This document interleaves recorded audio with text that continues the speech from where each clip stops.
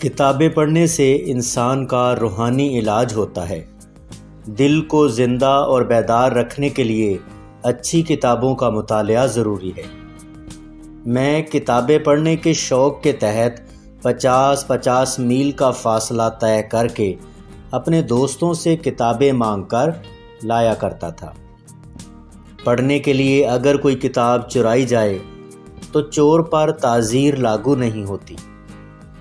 عالم سے 1 گھنٹے کی گفتگو 10 برس کے مطالعے سے زیادہ مفید ہوتی ہے۔